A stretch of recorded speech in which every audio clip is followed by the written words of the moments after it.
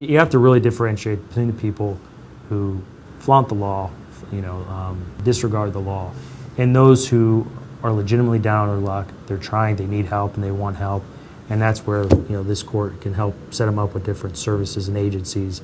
People forget sometimes that these are jailable offenses, these code violations. If you don't do what you're supposed to do, you're looking at jail time.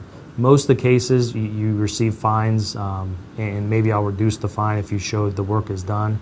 But in some cases, if you have a certain individual who is repeatedly flaunting the law, repeatedly picking up convictions, in court every other week for a different thing, and they're not getting the message, jail is there as a tool to send them that message, to punish them, and to hope that they get that message and they don't keep coming back to court. When I go out and speak to different community groups, we tend to get a lot of the same questions.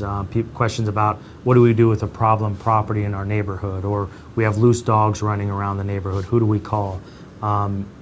So one of the things we're doing is developing a new and improved website for the environmental court with references that people can reach out to, as well as have better links to what's going on in our court with different cases, so they can have better access to knowing what is going on with that problem property in their neighborhood, or that hotel that's down the street that's giving everyone problems. The hotel cases, when the city attorney gathers enough evidence, it's up to them to bring the case to me. The cases that I've ordered shut down, those hotels, those nuisance properties had a clear history of drug dealing and prostitution, and so they weren't only a danger to those guests staying at those hotels, but they're a danger to that entire community. The jurisdiction of this court, it's a very wide jurisdiction. It's a very important court. I think we're lucky to have it in Franklin County, and it's an awesome responsibility, and it's one I take seriously.